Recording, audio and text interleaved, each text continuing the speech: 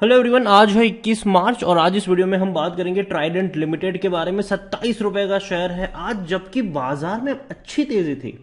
Sensex अगर देखें तो 450 पॉइंट की तेजी दिखा रहा था, लेकिन फिर भी ट्राइडेंट के शेयर में 3.5% की बड़ी गिरावट आई है और लगातार ये गिर रहा है। बाजार चाहे ऊपर हो या नीचे हो, ये गिरता जा रहा है और टेक्सटाइल इंडस्ट्री की हालत कुछ ठीक ठाक लग नहीं रही है।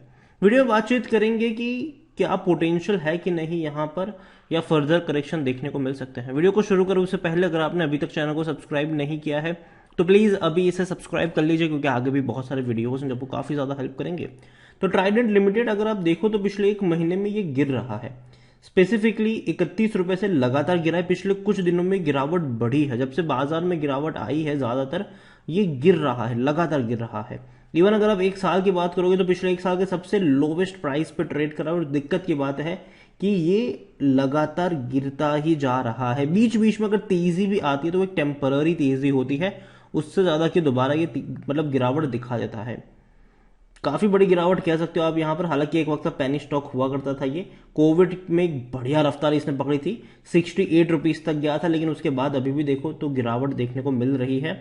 और अभी भी देखा जाए तो बॉटम बना नहीं है, बॉटम अभी भी इसका बना नहीं है।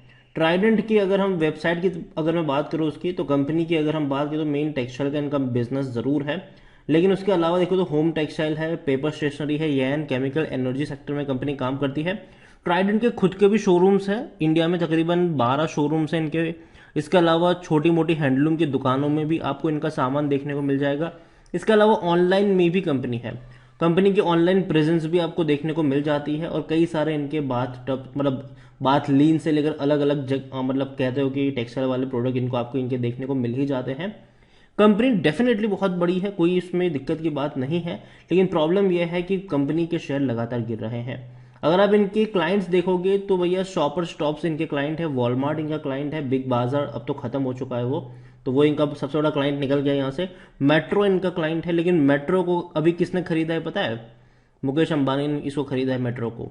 अब मेट्रो को मुकेश अंबानी ने खरीदा है तो टेक्सटाइल से मेट्रो निकल जाएगा यहाँ से, और जाहिर सी बात है वो अपने ही टेक्सटाइल का जो प्रोडक्ट है उसको इस्तेमाल करेंगे। डीमार्ट एक बहुत बड़ा इनका क्लाइंट है और ऑनलाइन प्रेजेंस भी रखता है ये। अब देखो यहाँ पर फ्लिपकार्ट की अगर हम बात करें, ऑनलाइन प्रेजेंस रखता है ये। मिंत्रा की बात करो, आइकिया की बात करो, आइकिया में भी बहुत बड़े पैमाने पर इनके सामान आपको बिकते हुए नजर आते हैं। तो कई बड़े बड़े क्लाइंट हैं इनके। और कंपनी को लेकर अगर हम बात करने जाए तो कंपनी में सबसे पहले अगर मैं इनके शेयर प्राइस की तरफ चलूँ तो गिरावट देखने को मिल रही है। हालांकि पेनी स्टॉक था, बड़ी रफ्तार पकड़ी, अभी गिर रहा है। उन उन सभी शेयर्स में गिरावट आई है जिसने कोविड के टाइम में बड़ी रफ्तार पकड़ी थी। और देखो ट्राइडेंट की दिक्कत पता है क्या है, कि इनके रेवेन्यू और प्रॉफिट कम हो रहे हैं।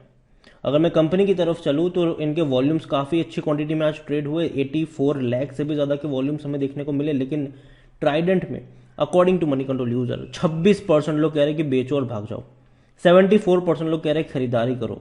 कंपनी में अगर आप देखोगे तो लास्ट कुछ ट्रांजेक्शन है 2023 के, हालांकि वो खरीदारी के हैं इसॉप के थ्रू। यहाँ पर इसॉप के थ्रू खरीदारी हुई है फरवरी में। अगर आप देखो तो बड़ी बड़ी क्वांटिटी में खरीदारी हुई है। 1 लाख शेयर की बात करें, 30,000 की बात करें, 4 लाख शेयर्स की बात करें, वो भी कंपनी के डायरेक्टर की तरफ से खरीदारी हुई है ये। तो काफ़ी बड़ी क्वांटिटी कह सकते हो कि खरीदारी हुई है 37 रुपीज़ के प्राइस पर। आज तो भैया मतलब अभी अगर देखें तो सबको बहुत भारी नुकसान हो तो रहा है जिन्होंने भी खरीदारी किया, लेकिन इसॉप के थ्रू खरीदारी हुई थी।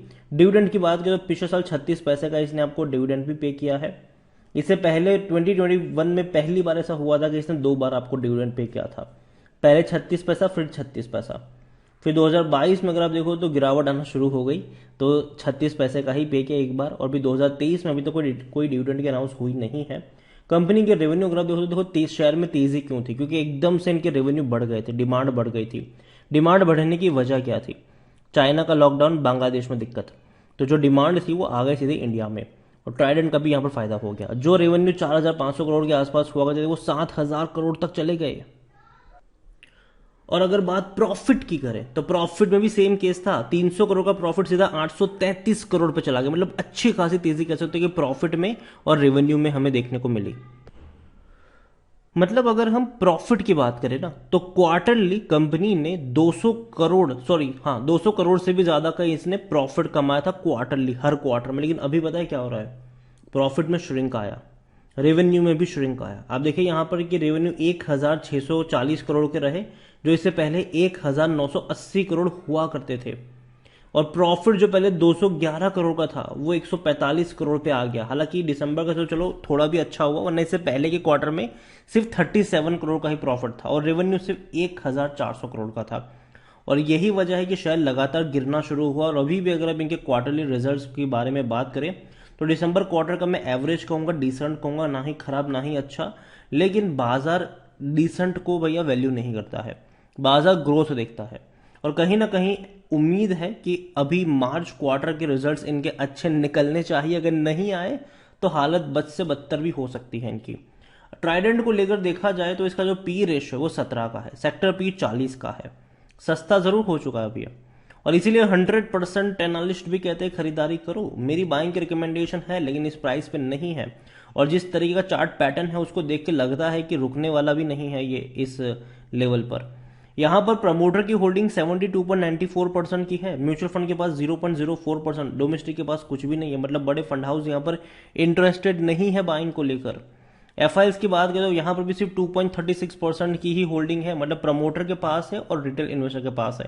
18.23% की होल्डिंग है रिटेल इन्वेस्टर्स के पास, अदर पार्टीज के पास 6.43% की होल्डिंग है। प्रॉब्लम यहां पर है कि बड़े बड़े फंड हाउस यहां पर खरीदारी नहीं कर रहे हैं। और रिटेल इन्वेस्टर, आपको पता है कि भैया पैनिक फैलता है, रिटेल इन्वेस्टर सबसे पहले बेचना शुरू करते हैं। और यही हो रहा है ट्राइडेंट में अभी के वक्त में, कि कहते हैं कि लूज हैंड जिसे कहते हैं ना, वो यहां पर ज्यादा है। जो म्यूचुअल फंड्स होते हैं, डोमेस्टिक वाले होते हैं, एफआईएस होते हैं, वो भैया होल्ड करके रखते हैं शेयर्स को। लेकिन लूज एंड जिसे हम कहते हैं वो रिटेल इन्वेस्टर ज्यादा होते हैं, थोड़ा सा पैनिक फैलता है, बेचना शुरू करते हैं। और एक्चुअली में देखा जाए तो ग्राफ भी भैया बिकवाली वाला ही लग रहा है। ठीक है, अब देखो तो लगातार गिर रहा है, कहीं पर भी कोई सपोर्ट नहीं बना है इसका। हर सपोर्ट को तोड़ा है, हर लेवल को तोड़ा है इसने, नीचे की तरफ जाता नजर आ रहा है। तो जाहिर सी बात है ये कोई ग्राफ एंकरेजिंग तो नहीं लग रहा है अभी के वक्त में। और अभी के वक्त में जिस तरीके से माहौल बना है पूरे बाजार में, वो कहीं ना कहीं पूरे बाजार मतलब टेक्सटाइल के लिए उतना ज्यादा इंकरेजिंग नहीं है, क्योंकि चाइना ओपन हो रहा है, बांग्लादेश ओपन हो रहा है और यहां पर दिक्कत है।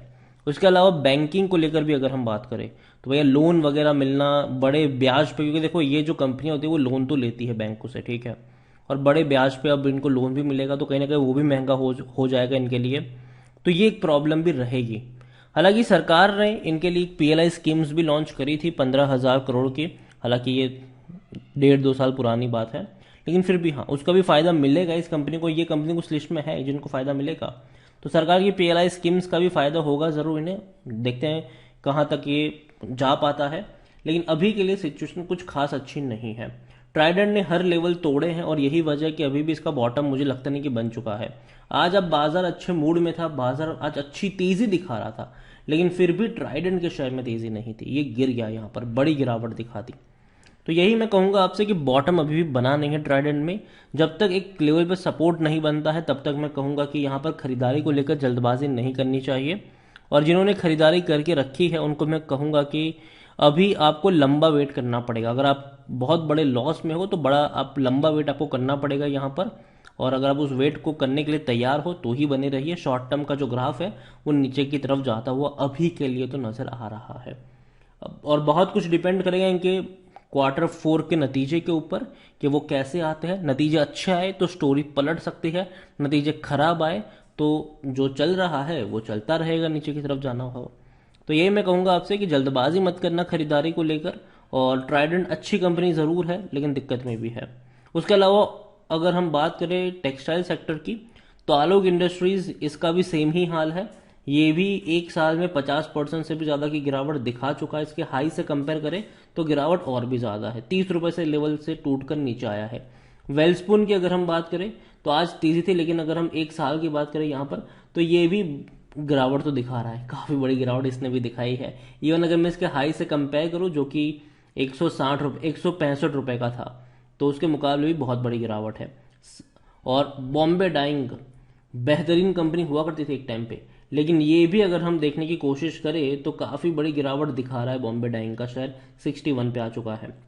और अगर आप चाहते हैं कि मैं इनके ऊपर भी डिटेल वीडियो बनाऊं, तो जिस किसी कंपनी के ऊपर आप वीडियो चाहते हो उसका नाम कमेंट में लिखिए। अगर ज़्यादा कमेंट आएगी तो डेफिनेटली अगले वीडियो में उसके बारे में बातचीत भी करेंगे। वीडियो को यहीं पे एंड करूंगा। पसंद आया हो तो लाइक करें, शेयर करें। चैनल पर अगर पहली बार है तो प्लीज़ सब्सक्राइब करो। ट्राइडेंट लिमिटेड के बारे में आप क्या सोचते हैं वो भी आप मुझे कमेंट में लिख कर बता सकते हैं। Thank you.